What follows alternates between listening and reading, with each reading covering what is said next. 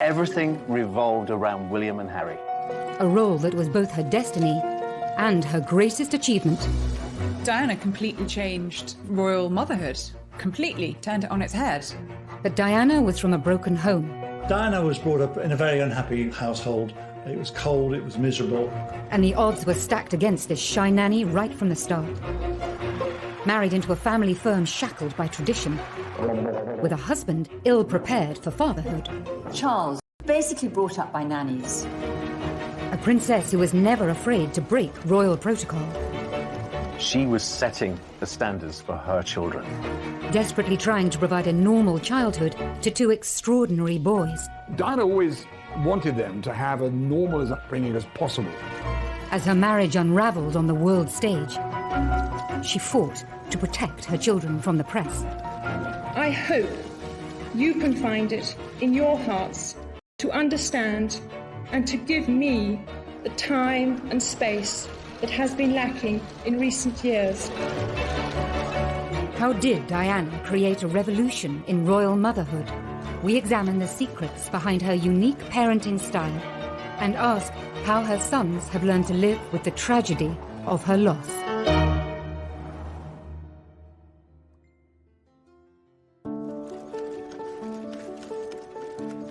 She adored her boys. She'd come in the door and she'd say, "Where are my boys? What are my boys doing?" Princes William and Harry were the centre of their mother's world. Her approach to motherhood was completely different to anything we'd ever seen before. She put motherhood first and foremost.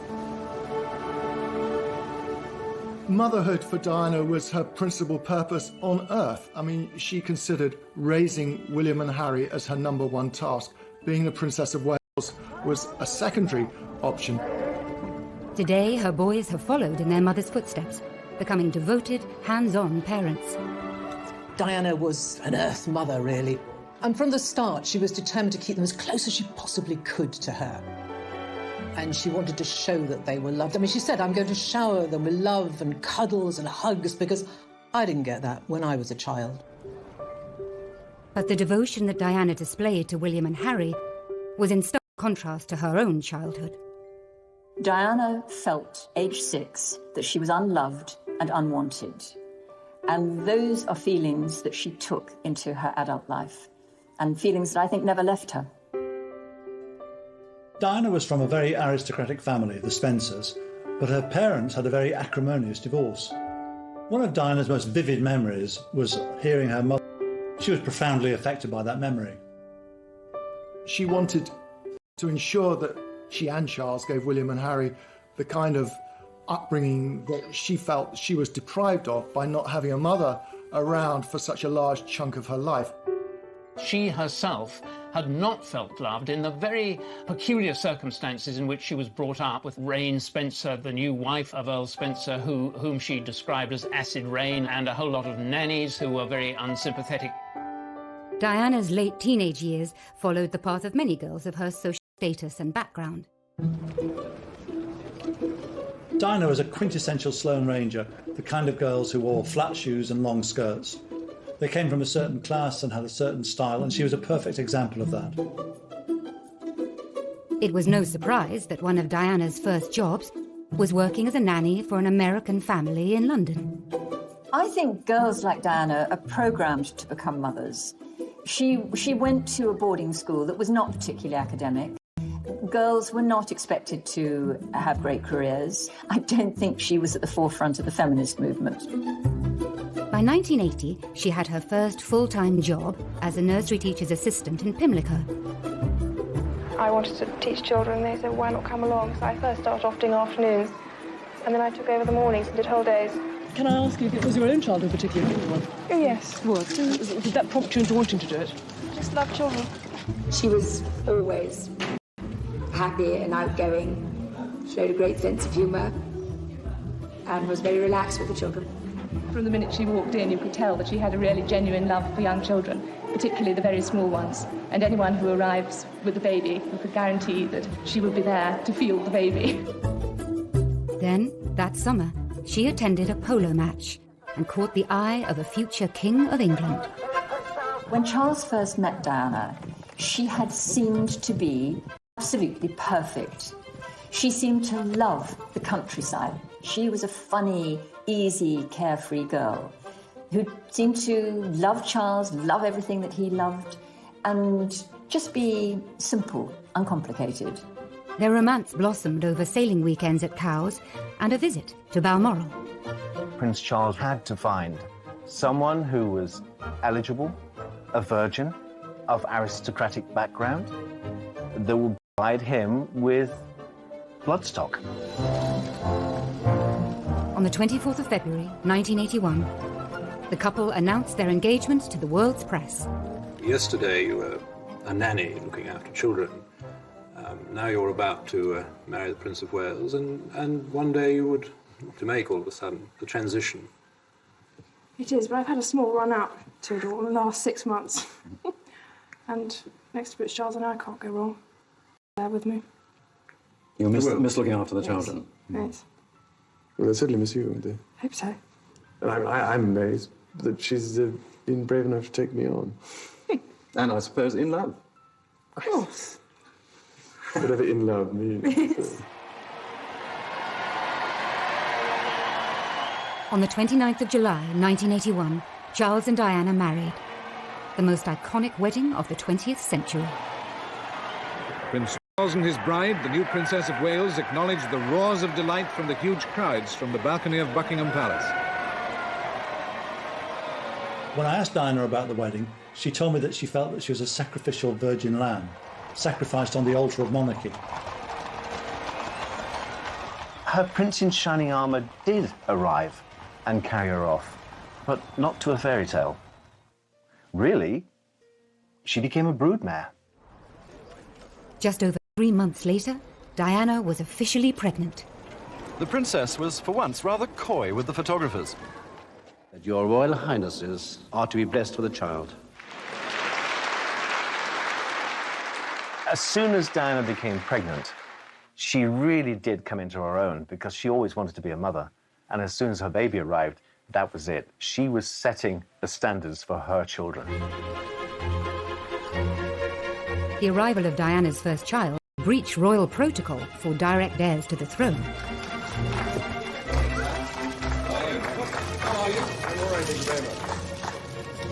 Diana was the first to give birth in a hospital. That was unusual at the time. But this was the beginning of change within the royal family. I mean, Diana, from the start, was doing things in her own way, and that was a different way. The Queen. It was the moment the crowd were waiting for. He smiled and waved to them. They cheered back. The Queen had given birth at Buckingham Palace, and that was considered the norm in those days. This was a surprise for the royal family when the royal surgeon was told that he wasn't to deliver the baby, and someone else would. 1-0 to Diana. Diana had broken the rules and won. But she was soon to discover that being a royal mother would become a series of battles that would ultimately end in all-out war.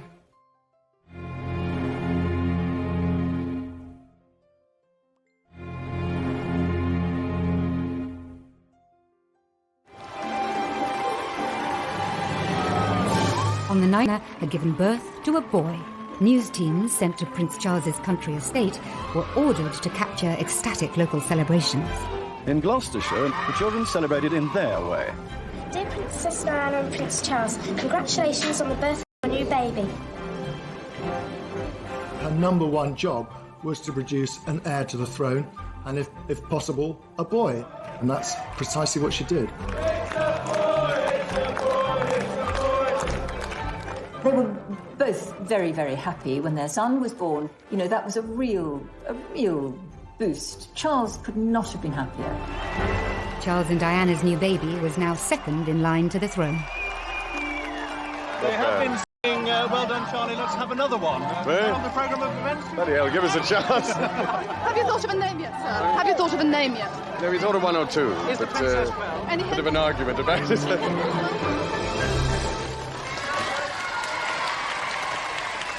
Charles's choice for names for William were Arthur or Albert or something quite old-fashioned.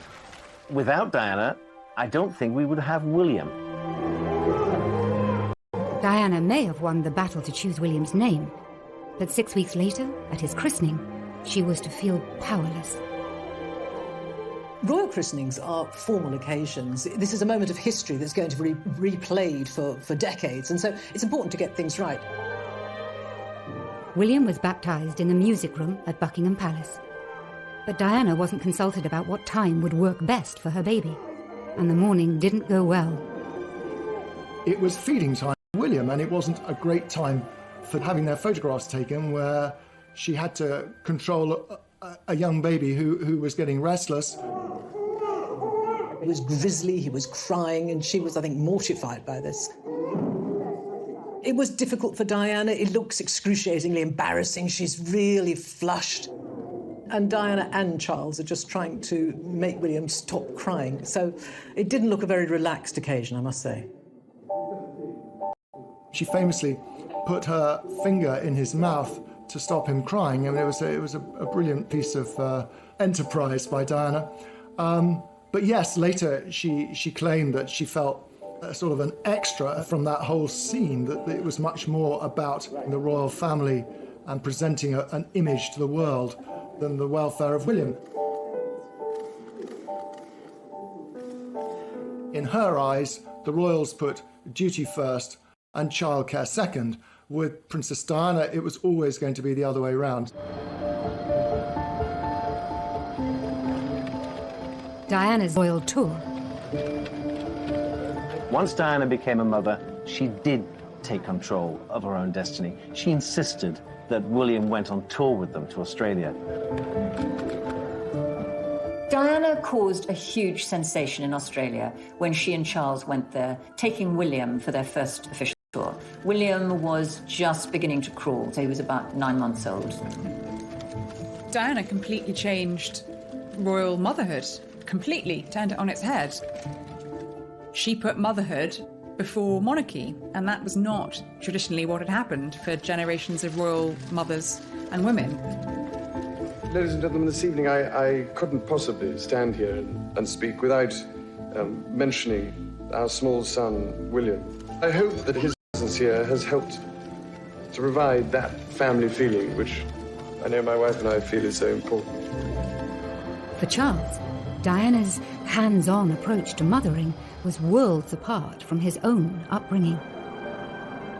Charles really didn't have an ideal role model as a family, because his mother, though I'm sure the Queen loved him very much, was away working for so much of his young life. I think he was only 4 when his parents went on a 6-month tour of the Commonwealth, and he was left with the grandparents and with the nannies. From Lime Street to Euston, where the Queen with Princess Margaret and Prince Charles were waiting. Charles came to greet his mother after her return from a long tour abroad. And it was as though he was part of a delegation meeting the Queen, instead of being her son, whom she hadn't seen for such a long time. So rather than kissing him and hugging him and showing human emotion, the Queen felt that she had to shake hands with him. And in a way, that's who the royal family are. They don't show their emotions in public. Both the Queen and the Queen Mother came from a very different world. In a world where children were pushed away into the royal nursery and brought up by someone else, and they were just brought out at certain times. Prince Charles and Princess Anne famously had a life up in the royal nursery, so very rarely did the Queen see them. They'd be brought down at tea time. A tartan rug will be spread on the floor with a few toys, and children are placed very nicely so that Granny can have 5 minutes with them. Diana broke the royal mould in the sense that she dispensed, to some extent, with the whole nanny state. She breastfed her children, she put them to bed herself, she Prince of Wales decided to provoke some action, first with a handkerchief and assorted noises.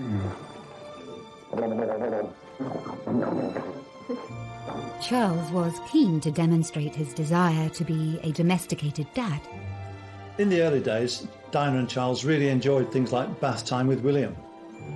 And Diana admired the fact that Prince Charles spent a lot of time with his son. Charles understood the need to love. He did love. He understood the need to be secure. But again, I just don't think he didn't have the role models. I think it was Charles especially saying he handled it well.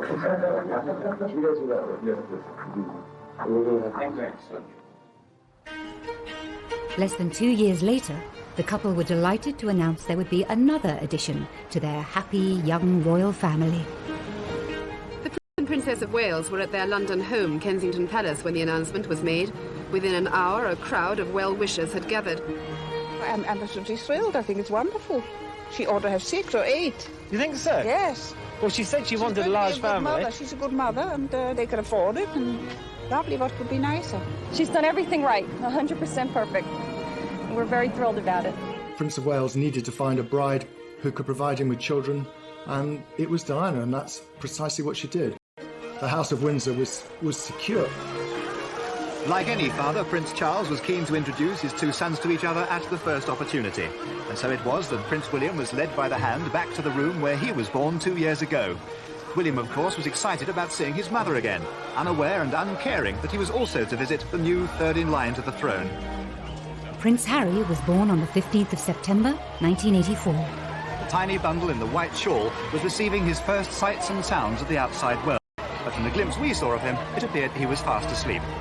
The princess looked happy, relaxed and well recovered from her labour. But the birth of a second son would prove to be the high watermark for Charles and Diana's relationship.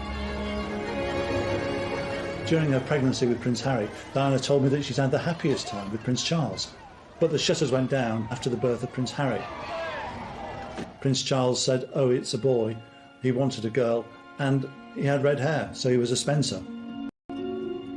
She said that something in her snapped after Harry's birth.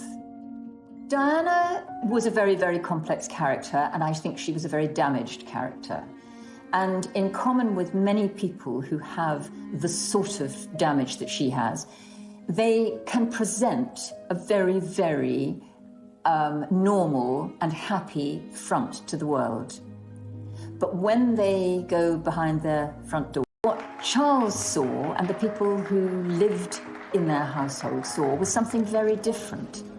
Over the next few years, Diana's deteriorating mental health would coincide with Charles's new affair, with his first love, Camilla Parker Bowles.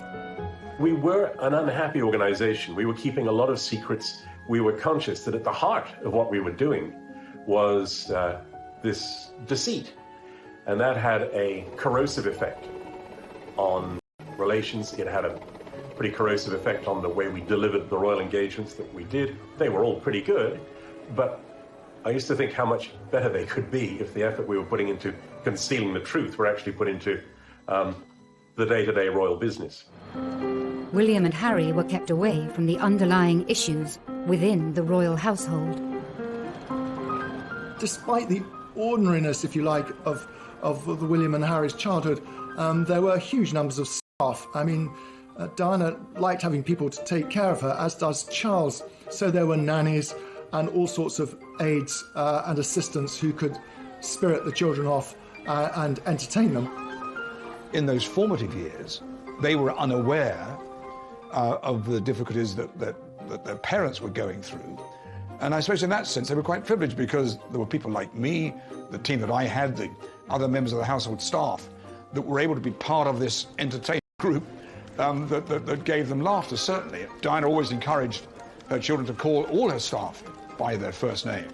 She saw everybody within the household as an integral part of that family. And thus enabled William and Harry not to be distanced from them, not to be sort of completely isolated. They had the completely free roam of the palace. And I think that's a good sign. But by the late 80s, cracks in the marriage were wider than ever. Diana always told me that she and Charles, whatever their differences, tried never to row in front of or because of the boys. And I do think they tried to be good parents in that way. I honestly don't think Harry ever really knew quite how bad things were between his parents. William certainly did. Diana herself talked about William passing tissues under the bathroom door because, he heard his mother crying because of what was going on in the marriage. And him declaring that he wanted to be, when he grew up, he wanted to be a policeman so he could take care of mummy. I mean, enchanting sort of anecdotal evidence but nevertheless, it was evidence that William was aware that something wasn't quite right. I think William and Harry were protected during this time because they were away at school. I'm sure it's much the same as many people who go to boarding school. They don't really know what's happening to their parents on the outside. She sprinted past the other mums to finish a close second. But for all the best intentions of protective grown-ups, William and Harry's childhood innocence would soon be shattered. Within a couple of years, their parents would be openly fighting it out in the full public glare, in what became known as the War of the Waleses.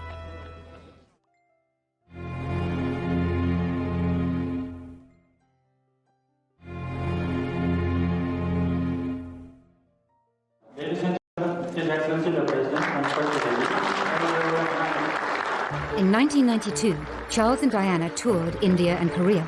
It proved to be a PR disaster. Diana appeared to be reveling in revealing the cracks in her marriage, with missed kisses, isolated photo calls, and moments of misery. In the UK, a series of newspaper stories had created a tabloid feeding frenzy.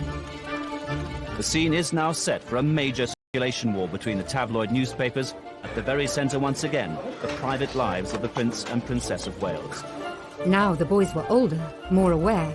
The breakdown of their parents' marriage could no longer be hidden from them. It was very difficult for William and Harry to have to listen to their parents' marriage disintegrating in public. It must have been a nightmare for them. The Queen was forced to step in, and by the end of the year, the boys' parents decided to formally split. The separation was announced by the then Prime Minister John Major. It was a very defining moment for the entire world to see. It is announced from Buckingham Palace that, with regret, the Prince and Princess of Wales have decided to separate. Their Royal Highnesses have no plans to divorce, and their constitutional positions are unaffected. This decision has been reached amicably, and they will both continue to participate fully in the upbringing of their children. I think the boys were very unhappy and sad when they separated, but they knew it was coming. I mean, Diana told them, and Charles spoke to them too, about what was going to happen. So during the week, the boys would still be in their same bedrooms at Kensington Palace, and every weekend they would then go to Highgrove for the weekend anyway, and that sort of routine carried on. And at one stage, one of the boys said to Diana, actually they were now getting double everything because they got 2 holidays, 2 skiing holidays, 2 summer holidays. And of course they were sad, but William certainly realised that his parents just no longer could live under the same roof. I think Harry said he didn't see enough of either of his parents because they were constantly shuttling between the two as the separation happened. They both saw a lot of things that a lot of young children aren't. Public and private pain that her boys were exposed to. Diana then made a shock announcement, inspired in part by her desire to give more time to her children, away from the spotlight. When I started my public life 12 years ago, I understood the media might be interested in what I did. Clearly, Diana had snapped at that point, feeling that the media were intruding on her privacy, but more importantly, on the privacy of her children. But I was not aware of how overwhelming that attention would become, in a manner that's been hard to bear. She felt if she retired from public life, it would give her breathing space. Time to be with William and Harry, time to repair her relationship with them. I hope you can find it in your hearts to understand and to give me the time and space that has been lacking in recent years. Of course, her focus was going to be very much on the boys. I mean, I think she wanted to be around more to perhaps to talk to them, to help them if they wanted it, to discuss their lives. My first priority will continue to be our children, William and Harry, who deserve as much love and care and attention as I am able to give, as well as an appreciation of the tradition into which they were born.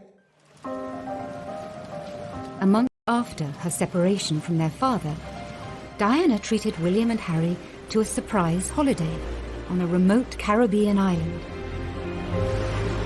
We arrived on the island of Nevis, free of the press for 2 days. She was there with 2 friends of hers that had their children. She'd sort of, picked up 2 roaming children within the hotel and said, come and play with my sons. They were the same age group. She became the sort of the Pied Piper of Nevis for a while, just gathering in these people from this small plantation inn. I've always said that this holiday with Diana's friends was probably one of the best holidays that she'd actually had. This is a rare glimpse of the real Diana, seen here with 8-year-old Harry, now removed from the restraints of royal protocol and hidden from the gaze of the press. Diana is free to be the fun-loving, hands-on mum.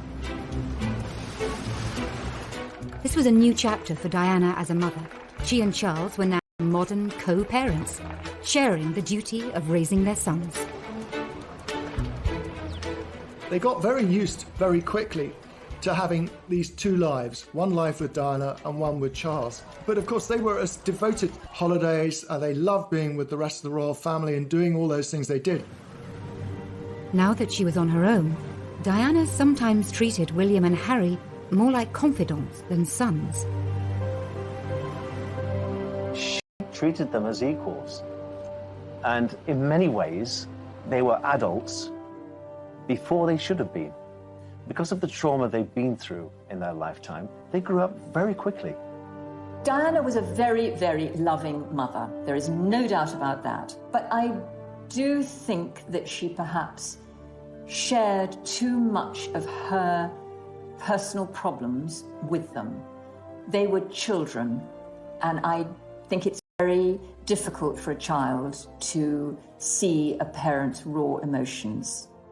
William once very shrewdly observed about being with Diana that there's always a crisis with Mummy and things are much calmer with Papa.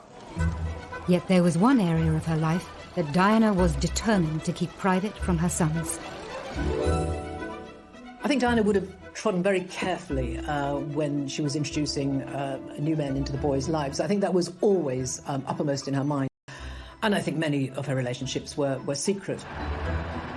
She tended to conduct these relationships when the boys were away at school. She was very conscious that it would be difficult for William and Harry if there was a strange man around the house. And that actually didn't happen very often. 1 or 2 called in when the boys were there, but she treated it in a fairly light-hearted way, and the children didn't get confused by it.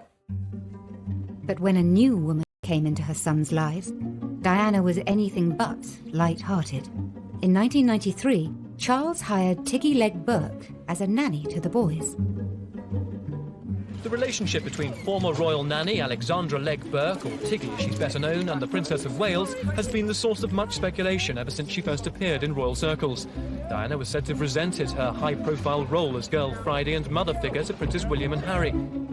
Diana accused Legg Burke of falling pregnant with Charles's child, and was furious with the nanny for allegedly smoking constantly in front of the boys. Diana let it be known in no uncertain terms that she was extremely jealous, and she became vindictive about Tiggy Legg Burke, who became a central figure in the boys' lives after the separation. They really got on so well with Tiggy. But for Diana, it must have been hard. She knew that they were out and about enjoying themselves, hugging, sharing with another woman. A possessive Diana was determined to keep her boys in Kensington Palace, as close to her as possible. When it comes to Gordonston in Scotland, insisting on nearby Eton instead. That schooling gave William the opportunity to spend time with his schoolmates at their home, and, virtually every other day that during term time, his schoolmates were invited back to Kensington Palace. Eton is the perfect choice of school for a royal child, really, because the Queen at Windsor Castle is just across the river, and William and Harry did both go and visit the Queen and their grandfather and have tea with them, or they knew people. They were comfortable there. It was the right choice, I think. But just as life seemed to be settling for the boys, a new round of public warfare broke out between their parents. Then there were the television programmes. This time, the headlines were of their own making and took the War of the Waleses to a whole new level. First, Charles was interrogated into confessing his infidelity by Jonathan Dimbleby on ITV. Did you try to be faithful and honourable to your wife when you took on the vow of marriage? Yes, absolutely. And you were? Yes.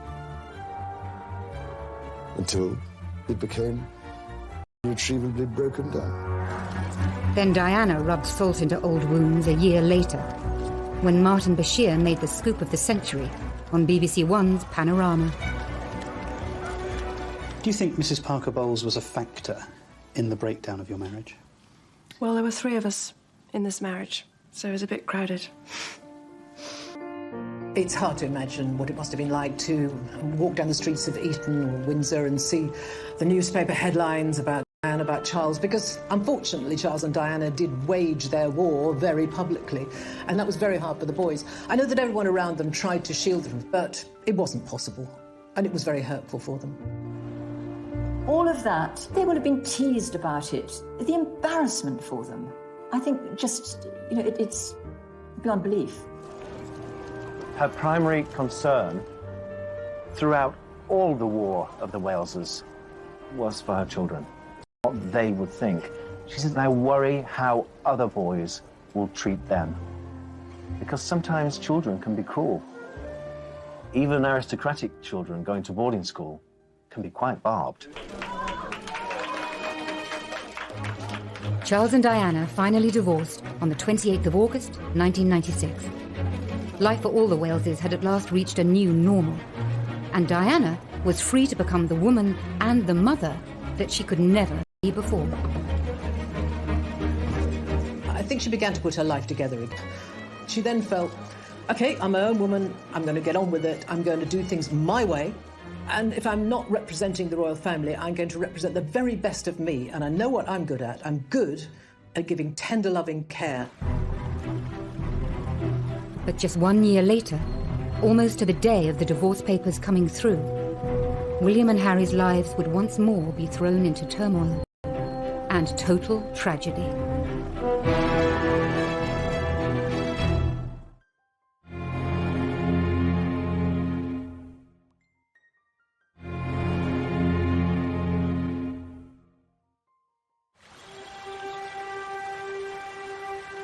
On the 30th of August, 1997, a 15-year-old William and a 12-year-old Harry were enjoying the annual summer break with their father at Balmoral. That night, the last images of their mother were captured by grainy CCTV cameras at the Ritz Hotel in Paris.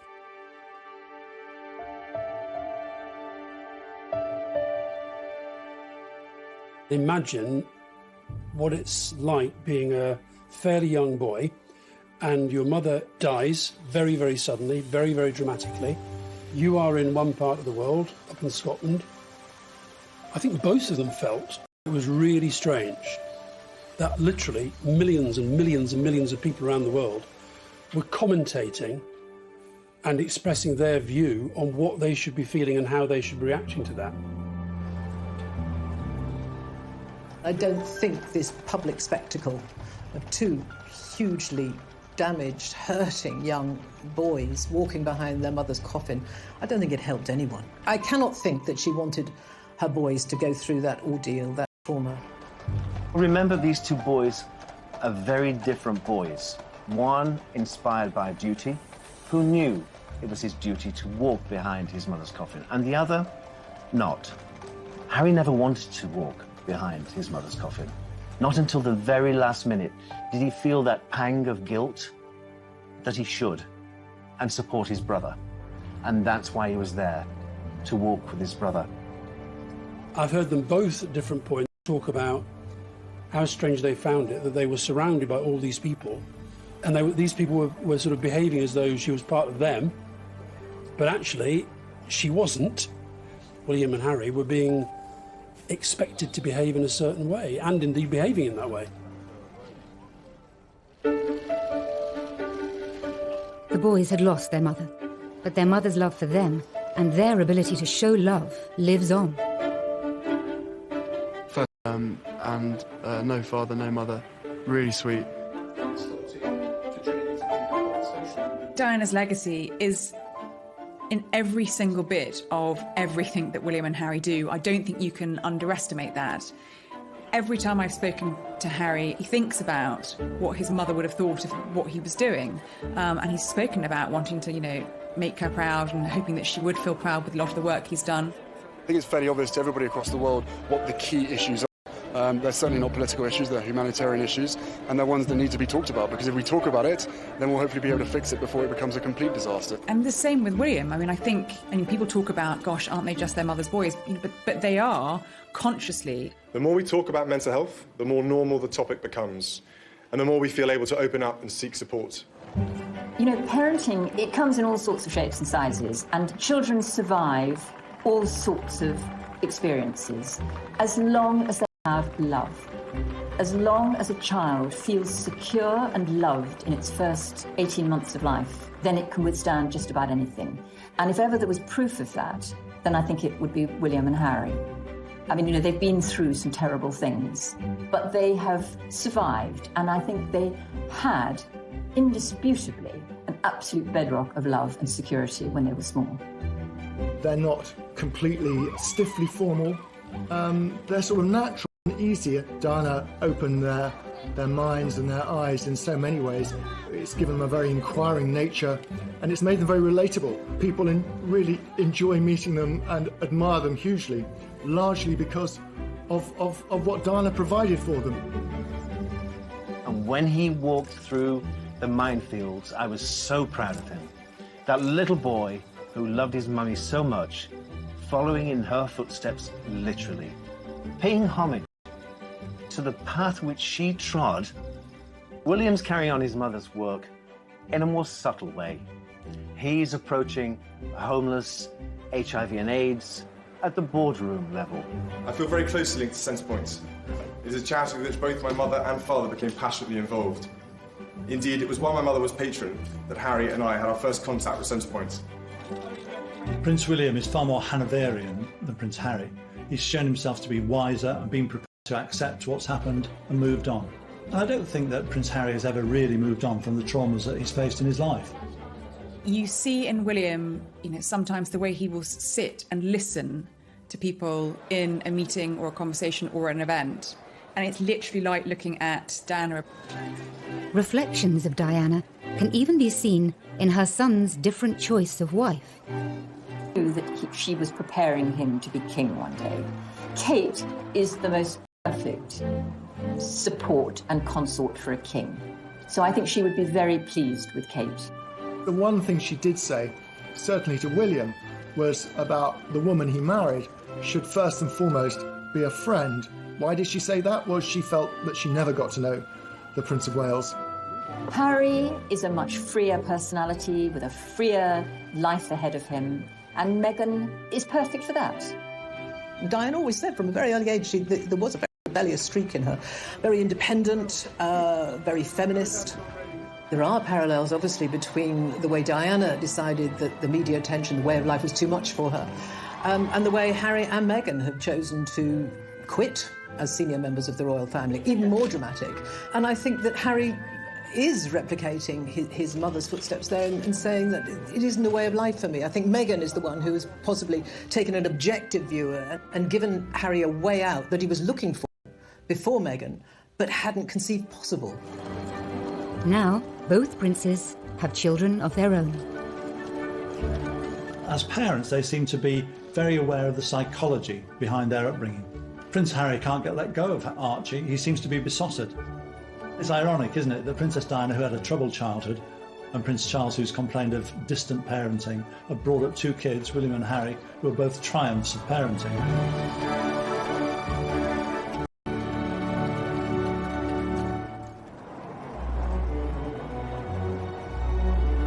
As a mother, Diana was loving, fun, and completely devoted, changing the royal family in ways that we are only now beginning to understand. she was a one-off. We are still talking about her now. Diana completely changed royal motherhood. She put motherhood before monarchy. All future royal mothers have Diana to thank for that.